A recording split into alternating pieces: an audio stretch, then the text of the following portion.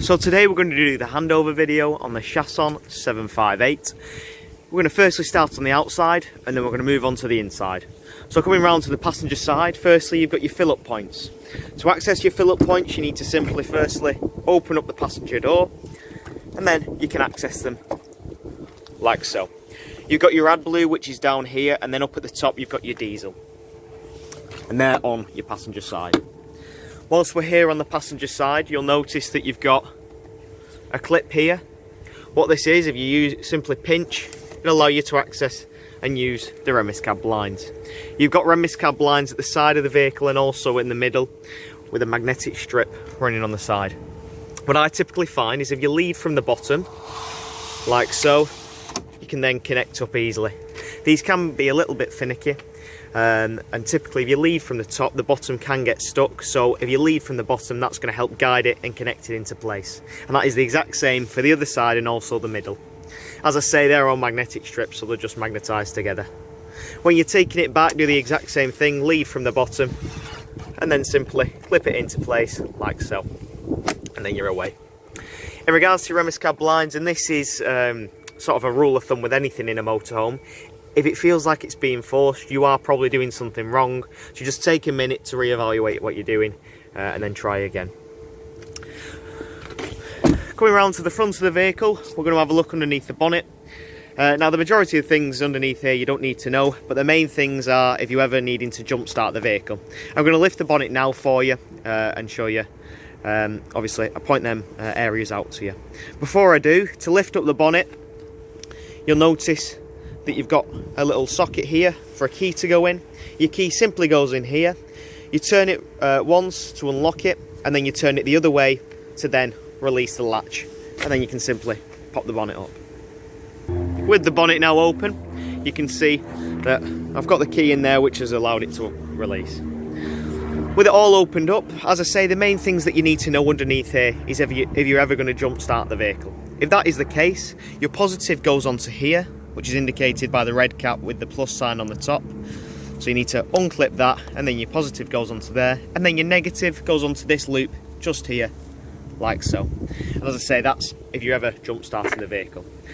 They're the main things that you need to know, but just to point out a couple more things. You have got your engine coolant, which is under here, your brake disc fluid, which is there, your power washer fluid, which is also just there for you. You'll also notice as well you've got your dipstick and your engine oil, which is just there. Moving on and around the vehicle, you'll notice that you've got your gas locker here. This particular model has been fitted with the gas flow system. How that works is firstly you need to obviously make sure that when you're travelling you always keep the gas turned off at the bottle, obviously due to safety. However, when in use you can simply turn on and that'll allow it to run through the system. And then it'll allow you to activate obviously your hob and things like that run off the gas. To fill up the gas flow, open up the valves, then simply push this cap in and remove, like so, and then you can connect the pump up and fill up the tanks. That just connects on just like that, and it's just a bayonet fitting. As I say, your gas locker is just there. Moving on, you've got your habitation door, and besides that you've got your two fridge vents. Now, in regards to the fridge, your fridge is nothing like a domestic fridge. It doesn't pull the same power, and I'll go into more detail about the fridge on the inside and how to operate it. But as you can imagine, this is where the fridge is pulling its air from. The fridge pulls its air through these vents and uses that to cool the fridge. So for example, if you have the sun beating on this side of the vehicle, what you're often advised to do is turn the vehicle around just to help it out, because obviously if you've got a lot of heat in this area it's going to struggle to cooling your fridge. Just one thing to bear in mind. The fridge also does a very good job at maintaining temperature, however not the best of jobs to get it down to temperature due to the power that it requires. So in that case, if you want cooled things to be in the fridge, put cooled things in, and if you want frozen things to be in the freezer, put frozen things in. As I say, it does a very good job at maintaining the temperature, but not the best of jobs getting it down to temperature. So again, it's just something to know. Next to that, you've then got your toilet cassette, which is just here. I'm going to open this up for you now and show you how that is used. Once open, you can see that your cassette is simply here. When using this, all you've got to do is lift up on this latch and then simply slide out like so. Now the main thing that you need to know before doing that is that the blade on the toilet is closed.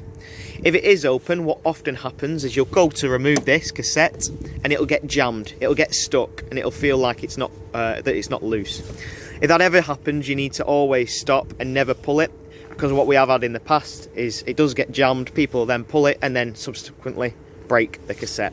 So make sure that you always check that blade is closed when removing it. And if it ever does feel like it's being jammed or it's getting stuck, just take a minute just to reevaluate what you're doing. During use, all you need to do, as I say, lift up the handle and then you can slide it out.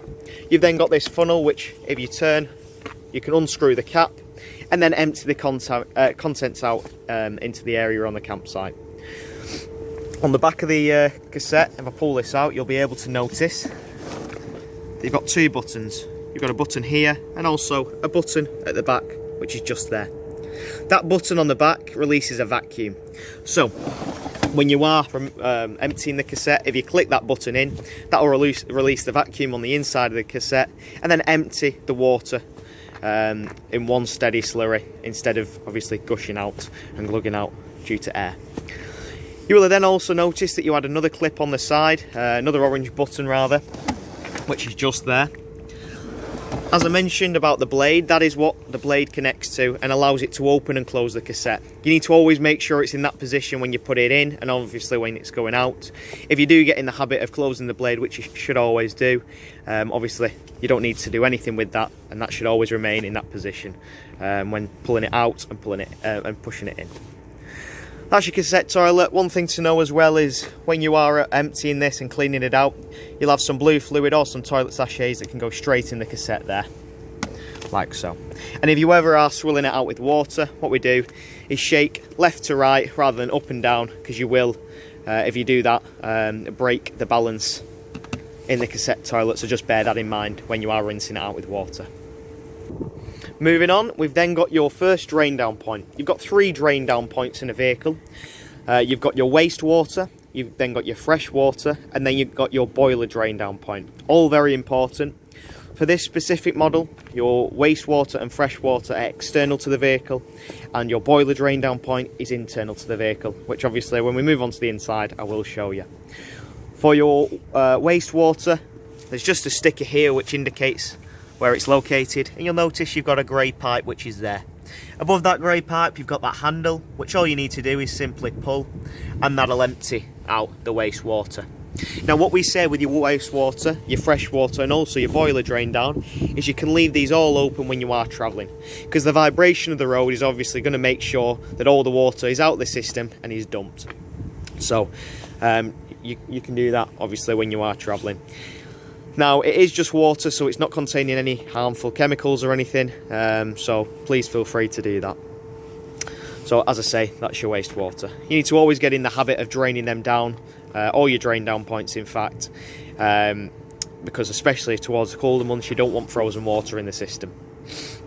Moving on, next to this you've then got your gas point, which is external to the vehicle, which is just into there, which again is on a bayonet fitting, which will connect into there. You will need, of course, your gas on for that to come through. You then got your rear storage compartment, which is here, which I'll open up for you now. Once open, you'll notice that you've got obviously all your adapters and connector points for your vehicle, which are all in the back here, along with your awning, ball, and your blankets for the front screen. Before moving on to the other side, it's worth mentioning that you have got your awning on the side of this vehicle. To operate the awning, you've got a winder which was in the garage area. You need to come over to the side of the awning, onto this arm, simply hook it on and then wind it out. You've got 2 sets of legs which are on the inside of this awning, which you'll then, when you're at height level, which you can reach, you need to drop down, simply unscrew and let them take the weight of the awning. What you'll then do is angle the legs like so, and simply wind it out, and in essence you're walking out the awning. When it gets to its furthest point, the canvas which is in the awning will begin to slacken. You then need to tighten that just to retain a bit of tension in that awning. But it's worth noting that the awning can only be used on a day, for example like today, where it's fair weather and it's not windy rather. Because if it is windy, as you can imagine, it's a massive sail, so you could always run hazard of breaking the awning due to wind underneath, so just be careful with that. Moving on from that side of the vehicle, we're moving on to the back. Not much to the back, but you have got a reversing camera, which is up there. You then got a little bit more storage on this side as well, and you'll notice above the storage area you have a truma vent, which is for your heating. Obviously be careful of this area, because in essence this is the vehicle's chimney, so just be careful of that, because obviously it can get quite hot, so just be mindful of that area. Moving down to the side of the vehicle, you've got an external shower point, which is there, which just connects. As you saw in the garage, you've got the shower with it, the shower extension rather. You've then got your hookup point, which is there, so when you're on site for 230 volt, you'll simply plug into there. And then finally, you have your convenience locker with a couple of stickers, which indicate your fill-up point and also your drain-down point for your fresh water. I'll open this up now and I'll point out the options you've got. With the convenience locker open, you'll be able to notice you've got a couple of things in here that you need to know. So firstly, on this side you have your fresh water tank. Your fresh water tank will take approximately 120 litres of water, and to fill this up, as I've just done there, you need to pull this neck out, unscrew, and then you can put your hose pipe in, preferably a food grade hose pipe. You can then turn your tap on, and what that's going to do, it's going to send water through the hose pipe into your tank. As I say, this will take about 120 litres of water, and when it's all full, obviously it'll start coming out, hence you knowing that you've filled the tank correctly. You'll notice that you've got a larger cap underneath here. This is obviously for cleaning, so if you ever, of course do this without any water, but if you need to clean the tank, we recommend obviously once or twice a year. But if you're drinking out of it, use purifying tablets. But to clean it, simply remove this cap and then you get to the inside and clean it out. Whilst I'm here as well, you'll notice a brown little toggle which is here, which if I click up, releases a little bit of water onto the ground there, as you can see. And what this tap does is it's called a quick drain down valve. So what it'll do is it'll drain the entire system to 20 litres. So for example, if you're moving off site and you're moving to a site where you don't know whether you're going to get any water, the manufacturer recommend that you travel with 20 litres due to payload and weight distribution. If that's the case, you need to come to this point. If you want 20 litres in, flick this toggle up and then go onto the inside of the vehicle and select your pump. Your pump is then going to allow it to drain down to 20 litres. Once you've done that, you can then obviously tighten that up. Now that isn't your main drain down point for your fresh water. As I say, that is just a quick drain down point. Your main drain down point is underneath the vehicle, which I'll show you now. Before moving on to that, however, you have got your fuses on the other side here. You've got your trip box and then also your fuses, which are just there. Now it's worth mentioning with the trip box, if your van ever trips, obviously you need to come this area to your RCD breaker. You'll notice that you've got a little test button up here which says test on it. So a good tip is, for example, if you're on site and you can't get any electrics to the vehicle and you're really struggling to get lights on and things like that, or 230 volt power mainly, what you need to do is come to here and then click that test button. If that box trips, so if your switches trip, you know that you're getting power to the vehicle, so you know it's therefore not a fault with your with the campsite or the hookup lead you're using. It's a fault with your vehicle, and what that allows you to do is isolate the problem. From there you can then check your fuses. You'll often find that you'll come to click this test button and these switches won't trip. And what that means is there's a site problem or a problem with your hookup cable that you're using, and not a problem with your van. And as I say, it just allows you to isolate the problem and find out further from there. As I say, your final drain down point out for the outside is your fresh water rather, which indicated through this sticker is underneath the vehicle, which I'll show you now. Once underneath the vehicle, you'll notice that you've got two pipes. You've got one here and also another one here with a cap on. Don't confuse these two. This first one doesn't need a cap on because that's a breather pipe for the fresh water tank. And then you'll notice that you've got a cap on the other, which is stopping the water from coming out of the fresh water tank. And this is the one that you need to drain down To do that, all you need to do is simply push up, pinch, and then simply remove. I'm not going to remove it at the moment, but as I say, all you need to do is simply push up, pinch, and then remove the cap, and that'll dump all the water. As I was saying on the other side, for your wastewater, you can then leave that open, because as you're travelling, the vibrations of the road are going to get all the water out. We're now going to move on to the inside of the vehicle, where we discuss obviously the systems on board. Once in the vehicle, you'll notice that you've got your control panel here, along with your aerial, which is at the side. Firstly, we're going to talk about the control panel. So for the control panel, firstly, you've got the main master switch, which is this green button here. If I hold that, that'll turn off the system. And this is your main, as I say, main master switch, and it'll activate and deactivate everything in the vehicle. So you always need to turn that on when you are using the van. At the side of that, you'll then notice that you've got a light button, which activates your lights in the vehicle. You've then got a pump button, which is there, and then also another light button, which is for the door light on the outside. Now, the pump button, to operate this, what you need to do is click that in. That'll then activate the pump. You then need to come to all your taps, including your shower, and you need to turn your tap on and turn it to hot. What that's going to do, it's going to pull fresh water from the freshwater tank into the boiler and then out of the tap. It's going to splurt and splutter, and then when it's running steadily, you know that you've primed your system for your hot water. Once you've done that on hot, you need to flick it over to cooled and do the exact same, and that completes your priming of the system. As I say, you need to do this for all your taps, including your shower point, and it is worth mentioning that you've got a micro switch on each of your taps, so that'll activate and deactivate it whenever you need to, obviously. Turn the water on, so you don't need to turn your pump on. You can off rather. You can leave it on for once you prime your system. The main thing, however, is always make sure that the pump is turned off if you don't have any water in the system, because if you are running the pump without water, you'll simply burn the pump out. So you need to make sure that you are running the pump with water in the system to avoid that. Coming back over to the panel. Underneath, you've then got your indicator switches. So you've firstly got your habitation battery level. You've then got your vehicle battery level.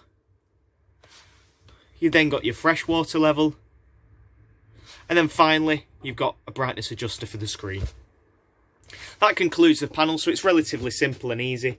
The majority, as I say, up at the top are operational buttons, and then down here are all indicator buttons. Up at the top, you've then got your Truma heating system. This vehicle uses Truma D to heat the entire vehicle, including your water system. And how that works, at the moment it's on, simply click the panel, and that'll then turn the system on. Once the panel's turned on, you'll be able to notice that everything underneath the line is what you want to select. Using the dial here, you can then select between the options just by rotating the dial. And then to select, you simply need to press in just to activate. Now, firstly, to operate this, you've firstly got your vehicle temperature. If you click that on, you've got obviously your options here, and you can take it all the way to 30 degrees. I've got a back button here, which is just on the side of where my finger is, which you can then come back through. Next, you've got your water heater. You've got Eco, Hot or Boost. Eco is approximately 40 degrees, Hot is 70 degrees, and Boost, in essence, what that'll do is it'll stop concentrating on heating the vehicle and concentrate on solely heating the water. Now, Eco, you're going to run that when you're having a shower, and then Hot, you're going to run that obviously when you're washing your pots and pans and things like that. Next, you've then got your fuel.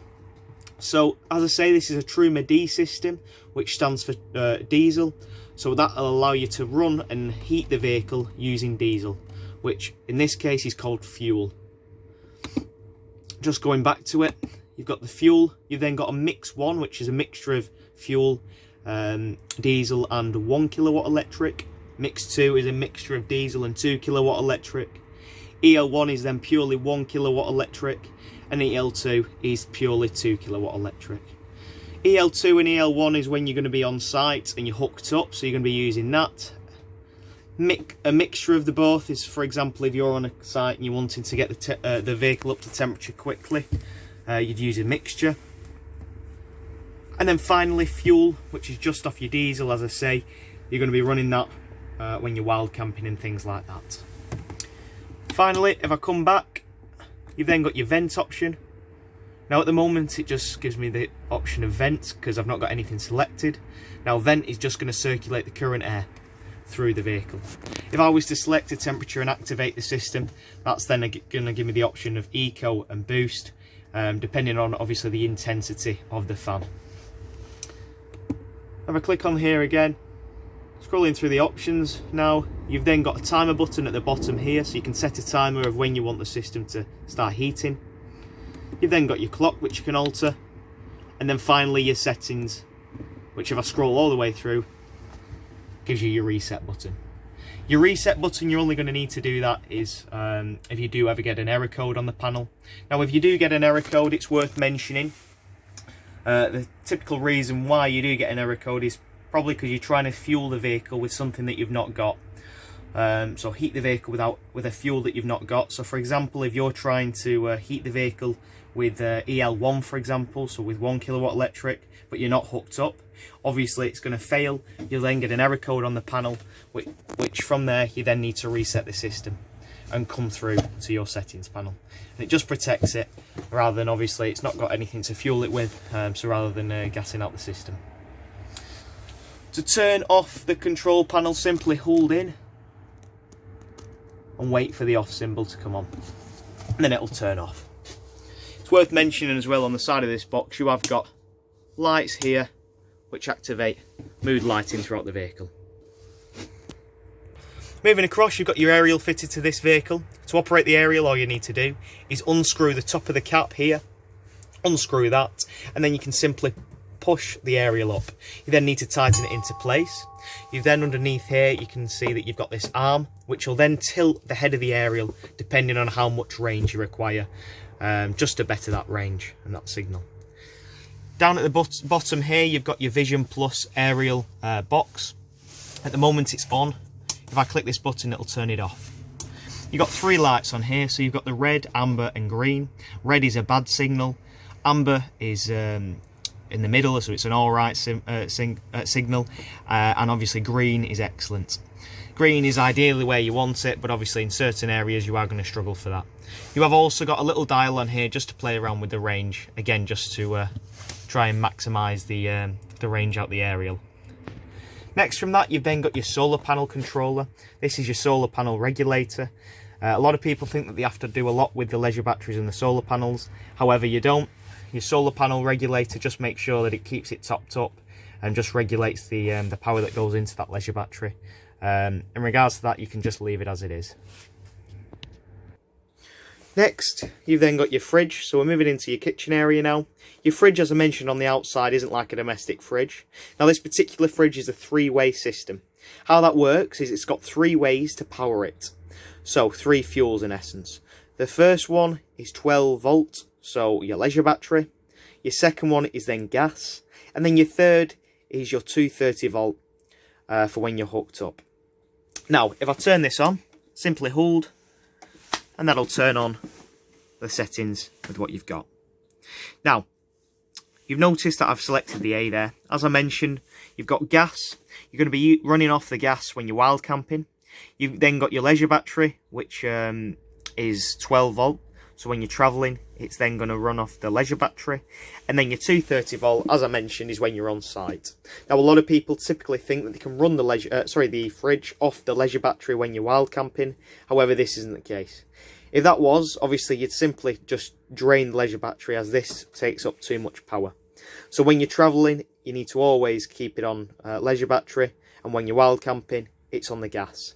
The reason for you being able to run it off the leisure battery when you're travelling is this particular vehicle comes fitted with a built-in alternator, which will ultimately charge your leisure battery up as you're travelling through your vehicle battery, then therefore providing power to the leisure battery to power your fridge. Now, as you can notice, this panel is now flashing now. The reason being is I've selected A, and at the moment I've not got any gas in the vehicle, and I've not got any 230 volts or 12 volt because the engine isn't running. Because of that, this is flashing because I've not got anything to fuel the fridge with. So it's just obviously indicating that it's got nothing to power the vehicle with. Obviously you need to always make sure that you select the right power for what you have got. Now, as I mentioned, I've selected an A on here, which allows you to automatically assign whatever fuel you've got. Now, if you've not got any fuel, it'll automatically assign it to gas as a default, which, as I've done now, if you do leave that, you will get, you know, a flashing symbol here, just to indicate that it's not got any fuel. But if you leave it on A for the most time, once you've got everything in the vehicle, it'll then assign whichever fuel it requires. So it's dead simple and dead smart. Over to the side here, if I just click this, you'll then notice that you've got your temperature as well. So you can alter the temperature from high to low, depending on what you want to do. You've got your freezer up at the top, and then your fridge is at the bottom. And as I say, with these things, just make sure that you put cool things in the fridge and then frozen things in the freezer, just to maintain it. To turn this off, simply hold, and that'll turn off the system. Moving into the kitchen area, we've discussed about priming your system. You've then got your oven and grill underneath here, and your hob, which will run off your gas. Whilst I'm here as well, on your windows you've got your fly screens, which are just pulled down, and then your blackout blinds, which you can just operate just by pinching in, similar to the Remiscab blinds that I showed you earlier. On all your windows as well, if you push in the clips and turn them, you can open them. These windows have got a little clicking motion in them, and when you hear that click, it'll allow you to stop the window at a certain level. Now, to push it all out and get it all back down, as you can see, I've locked it into position at the moment. It's quite it's hard to see with the lighting, as you can see. And then to get it out of that position, you need to push it all the way up and then simply down like that. Now, this leads me on to your checks. You'll have checks in the vehicle that you need to do to make sure everything, obviously everything is locked down and secure. The main checks with your windows is obviously that they're shut and they're not stuck on venting, because you don't want any wind or anything getting underneath here, because that will simply just rip off the window. That also brings me back to your aerial. You need to make sure that that's down. Things like your gas is turned off at the bottle. Various things like that you need to check before moving off. Whilst I am at the kitchen area as well, you'll notice that you've got your drop down bed button, which if I click that, will allow the drop down bed to simply drop into place like so. When you are doing this, obviously you need to make sure that the area is clear, and then you can simply drop it down. With your drop down bed, I'm just going to take it up at the moment. You have got a key which goes into the left hand corner just above there and round into there. That allows you to activate it and deactivate it. You simply need to turn that to activate that, and then you can access the bed by simply clicking that button and dropping it down. Before moving on from your bed, you need to make sure that, as I say, the area is clear. And what we say with your bed is you can keep all your bedding on. Just with your pillows, I typically say stick them at the front, and then everything else, as I say, can stay on. Moving through into the bedroom area, you can see that we've got the bathroom across here. Firstly, a nice little feature. You've got your pull across door just to divide the space. You've got your shower in here, as we've discussed about priming your system. And then on the other side, you've got your toilet, which just goes into there. Now, for your toilet, as we discussed outside, you've got something called a blade, which allows the toilet cassette to open and close. Now, to operate that, you'll notice that you've got this piece of plastic here, which is called the blade. When you pull towards you, that opens the cassette, and when you push away, that closes the cassette. What you need to do during use is simply open so all the waste can drop into the cassette. Simply click the blue button on here to flush it, and then close it to stop any odours from escaping. When you get into that habit as well, obviously the blade should always be closed for when you remove the cassette. Coming back to your flush button, this blue button is for your flush and activates it. Your flush is taken out of your fresh water and is dumped into the cassette to rinse it through. It's worth mentioning that you do need your pump on for that. As well as we've got indicators, you can see a red light. The red light indicates the cassette is full. At the moment we've obviously tested it for water, so it's just got the water in at the moment, but you can see that that level is working and indicates red when it is full. Whenever you get this, of course, you do need to empty it. We've spoken about priming your system as well. Everything else remains the same. Moving into the back of the vehicle, you've got your island bed on this particular model. To raise and lower this bed, you have a winder system which connects into the bottom there. You simply wind that up and down depending on what you have got in the garage. The main thing back here that you need to know is finally your last drain down point. We've discussed your wastewater and your fresh water, which is external to the vehicle. Your final one is internal, and this is your boiler system.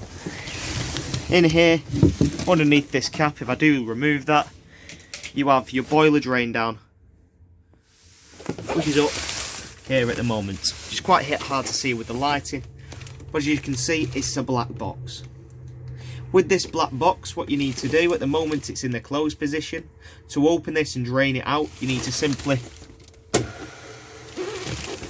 turn that diamond. You'll then notice a blue tab does pop out at the end, and then a black nib on the top of the diamond pops up. That opens up the boiler and is going to drain it down. And as we were saying, leave this open when you're travelling off-site. To close this up, you need to simply turn the diamond like so for the nib to go in, and then press that blue tab on the side, which is just there. As I say, it's quite difficult to see at the moment.